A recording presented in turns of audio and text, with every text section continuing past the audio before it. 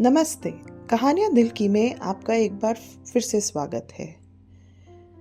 हर घर अपनी एक कहानी बोलता है और कभी-कभी वो कहानी मौन होकर भी आवाज़ें देती है।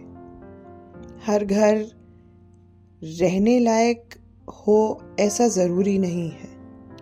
आज की हमारी कहानी कुछ ऐसे ही मौन के बारे में। तो चलिए शुरू करते हैं आज की कहानी, हवेली का मौन साया। रमेश ने इस साल अपने पुश्तैनी घर जाने की जिद की।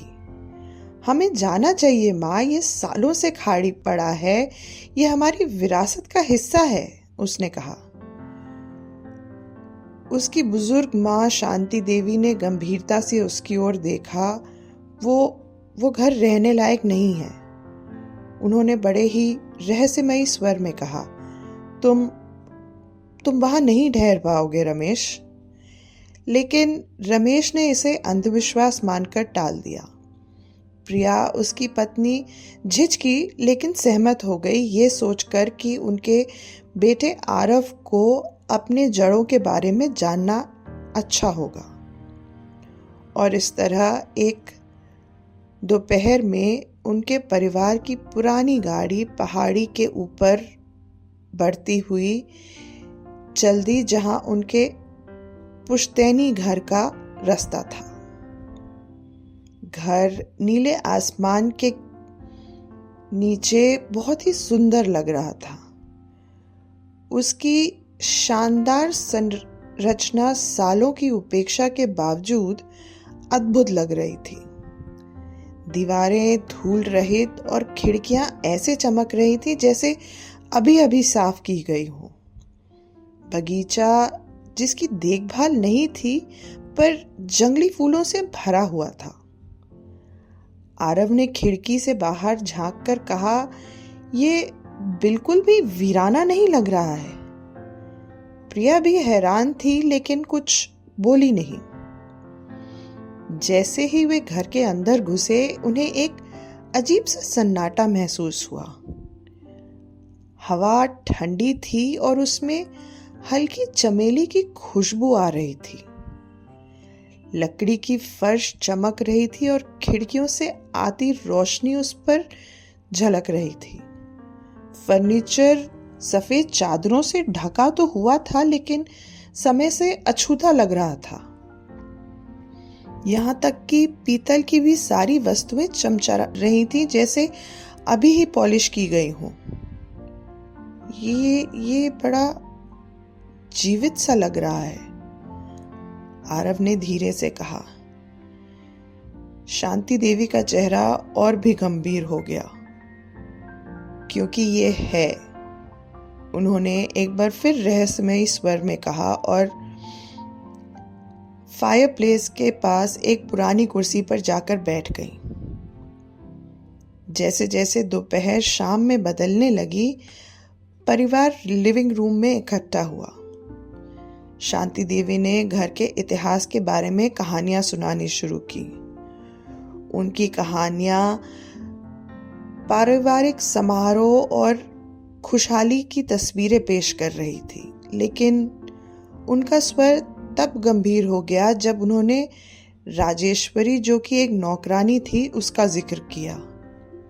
वो उस कमरे में मृत पाई गई थी, शांति देवी ने कहा, कॉरिडोर के अंत में बंद दरवाजे की ओर इशारा करते हुए।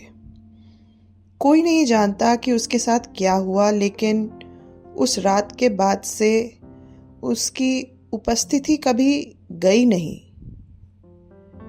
अचानक एक तेज हवा का झोंका खिड़कियों को हिला गया और सामने रखी मोमबत्ती की लौ टिमटिमाने लगी। प्रिया ने रमेश का हाथ कसकर पकड़ लिया और उसकी आंखें एकदम चौड़ी हो गई थी। आरव ने अपनी बेचैनी को छुपाने की कोशिश करते हुए हल्की सी हंसी में कहा, भूत? सच में डैड?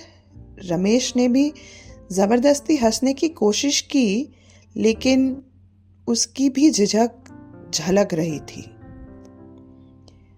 अजीब से माहौल से दूर जाने के लिए रमेश ने रात होने के पहले घर का निरीक्षण करने का फैसला किया। एक टॉर्च लेकर वो कॉरिडोर में चल दिए। टॉर्च की रोशनी थोड़ी झपक झपक सी रही थी और एक दबावपूर्ण सन्नाटा उसे घेरे हुआ था। जैसे ही वो उस बंद कमरे के पास पहुंचा, हवा लगा जैसे और भारी हो गई हो और एक अजीब सा डर उसके मन में भर गया। उसे लगा जैसे दरारों से एक मधुर उदास धुन सुनाई दे रही हो। अचानक एक जोरदार धमाका उसके पीछे गूंज उठा। मुड़ते हुए उसने देखा कि केवल परछाइयां थी दीवारों पर, अजीब सी दिखती परछाइयां। टॉर्च की टिमटिमाहट में उसे एक पल के लिए लगा जैसे उस कॉरिडोर के अंत में एक महिला की परछाई हो। इससे वो बहुत ज्यादा भयभीत हो गया और दौड़कर वापस लिविंग रूम में आ गया। अब उसकी सांसें बहुत तेज हो चुकी थी। प्रिया बेचैन और परेशान होकर प्राचीन रसोई में अपने लिए चाय बनाने चली गई। रसोई एकदम साफ सुथरी थी। हर बर्तन ऐसे चमक रहा था जैसे अभी अभी धोया गया हो। यहाँ तक कि पुराना स्टोव भी उपयोग के लिए तैयार लग रहा था। जैसे ही उसने केतली में पानी डाला, उसे अपने पीछे हल्के कदमों की आवाज आई। रमेश, उसने पुकारा। कोई जवाब नहीं आया। कदमों की आवाज और तेज हो गई। अब उनमें पायल की हल्की झनकार भी शामिल थी। प्रिया ने मुड़कर देखा, लेकिन कमरा खाली था।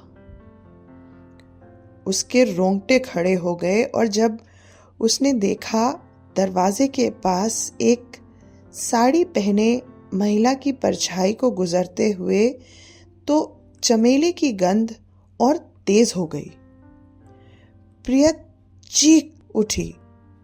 उसकी चीख सुनकर रमेश दौड़कर उसके पास आया तो प्रिया ने कहा, मैंने उसे देखा। शांति देवी अब दरवाजे पर खड़ी थी। उनका चेहरा गंभीर था। मैंने कहा था तुम लोगों से, वो कभी नहीं गई।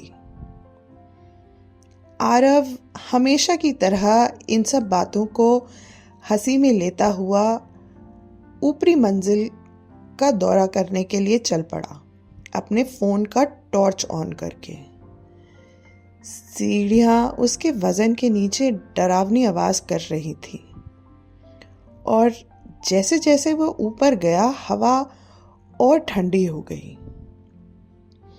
कॉरिडोर में गंभीर चेहरे वाले पूर्वजों के चित्र लगे हुए थे, जिनकी आंखें जैसे उसका पीछा कर रही हो। उस कॉरिडोर के अंत में उसने देखा कि एक रॉकिंग चेयर खिड़की के पास धीरे धीरे अपने से हिल रही थी। ठीक है, ये कुछ डरावना है, उसने खुद से बुदबुदाते हुए कहा। सावधानी से वो आगे बढ़ा और जैसे ही उसने कुर्सी को रोकने के लिए हाथ बढ़ाया, एक बर्फीला हाथ उसके हाथ पर आ गया। आरव चिल्लाया और हड़बड़ाहट में पीछे गिर गया। उसका फोन उसके हाथ से छूट गया और टॉर्च की लाइट लगभग बंद हो गई। जैसे ही उसने अपने फोन को उठाने की कोशिश की, उसने एक हल्की सी दुखी आवाज सुनी, मुझे चैन से रहने दो। डर के मारे आरव सीढ़ियों से दौड़ता हुआ नीचे आया। उसका दिल तेजी से धड़क रहा था। वहां ऊपर कुछ है, उसने हांफते हुए कहा। शांति देवी का चेहरा जैसे सफेद राख हो गया था। मैंने तुम सबको चेतावनी दी थी, उन्होंने कहा। परिवार जो लिविंग रूम में इकट्ठा था, उन सबके चेहरे डर से सफेद हो चुके थे। शांति देवी चुपचाप बैठी थी उस टिमटिमाती मोमबत्ती को देखते हुए। आखिरकार उन्होंने कहा, राजेश्वरी की आत्मा को चैन नहीं मिल सकता। वो इस घर से बंधी हुई है और तब तक नहीं जाएगी जब तक। उन्होंने वाक्य अधूरा ही छोड़ दिया।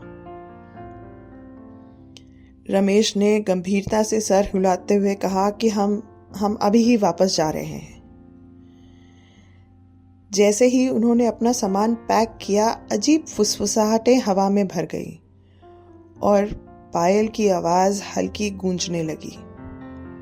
घर उन्हें देखता हुआ सा लग रहा था। उसकी परछाइयां जैसे जीवंत थीं। सूरज अब पूरी तरह से डूब चुका था और धुंध चारों ओर छा गई थी। आरव ने अंधेरे में छुपे हुए घर को देखते हुए सवाल किया कि क्या उसे कभी शांति मिलेगी? शांति देवी ने उसके कंधे पर हाथ रखा और कहा, शायद किसी दिन, जब समय सही होगा।